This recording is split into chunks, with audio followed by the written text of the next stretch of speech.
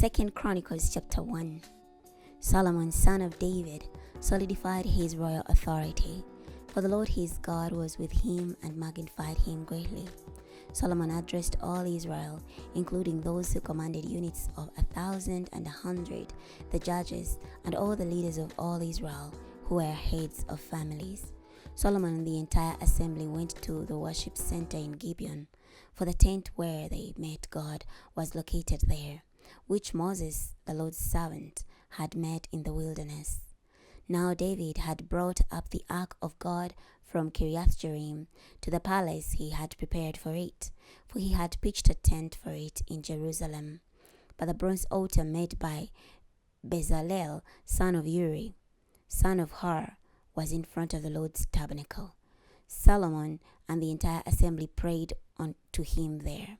Solomon went up to the bronze altar before the Lord, which was at the meeting tent, and he offered up 1,000 burnt sacrifices. That night God appeared to Solomon and said to him, "Tell me what I should give you." Solomon replied to God, "You demonstrated great loyalty to my father David and have made me king in his place.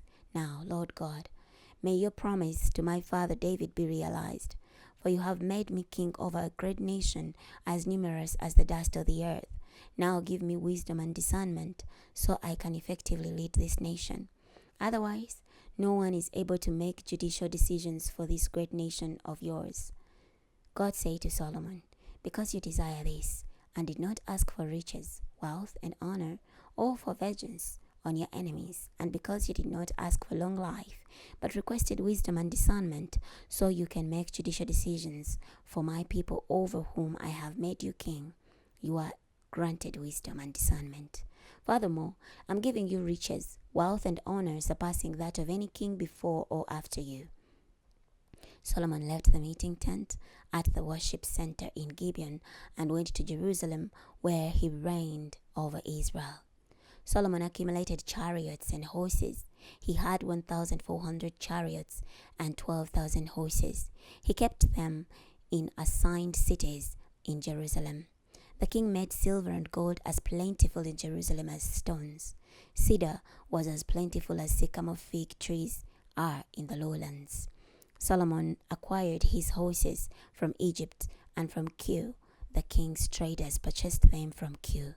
They paid 600 silver pieces for each chariot from Egypt, and 150 silver pieces for each horse. They also sold chariots and horses to all the kings of the Hittites and to the kings of Syria. Chapter 2. Solomon ordered a temple to be built to honor the Lord, as well as a royal palace for himself.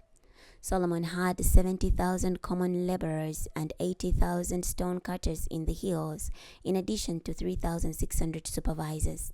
Solomon sent a message to King Hiram of Tyre, "Help me as you did my father David when you sent him cedar logs for the construction of his palace.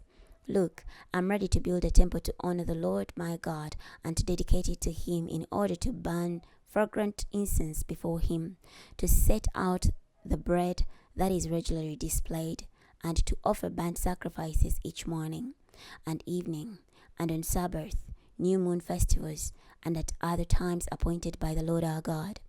This is something Israel must do on a permanent basis. I will build a great temple, for our God is greater than all gods. Of course, who can really build a temple for him, since the sky and the highest heavens cannot contain him?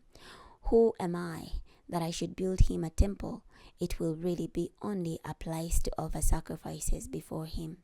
Now send me a man who is skilled in working with gold, silver, bronze, and iron, as well as purple, crimson, and violet-colored fabrics, and who knows how to engrave. He will work with my skilled craftsmen here in Jerusalem and Judah, whom my father David provided. Send me cedars, evergreens, and algum trees from Lebanon, for I know your servants are adept at cutting down trees in Lebanon. My servants will work with your servants to supply me with large quantities of timber, for I am building a great magnificent temple. Look, I will pay your servants who cut the timber 20,000 cores of ground wheat, 20,000 cores of barley, 120,000 gallons of wine, and 120,000 gallons of olive oil. King Hiram of Tyre sent this letter to Solomon. Because the Lord loves his people, he has made you their king. Hiram also said, Worthy of praise is the Lord God of Israel, who made the sky and the earth. He has given David a wise son, who has discernment and insight, and will build a temple for the Lord, as well as a royal palace for himself. Now I'm sending you Hiram Abi, a skilled and capable man, whose mother is a Danite, and whose father is a Tyrian. He knows how to work with gold, silver, bronze, iron, stones, and wood, as well as purple, violet, white, and crimson fabrics. He knows how to do all kinds of engraving and understands any design given to him. He will work with your skilled craftsmen and the skilled craftsmen of my lord David, your father. Now let my lord send to his servants the wheat, barley, olive oil, and wine he has promised. We will get all the timber you need from Lebanon and bring it in raft-like bundles by sea to Joppa. You can then haul it up to Jerusalem. Solomon took a census of all the male resident foreigners in the land of Israel after the census his father David had taken. There were 153,600 in all. He designated 70,000 as common laborers, 80,000 as stone cutters in the hills, and 3,600 as supervisors to make sure the people completed the work. We're going to stop here today. Next time we're going to be starting from 2 Chronicles chapter 3. I'll see you then.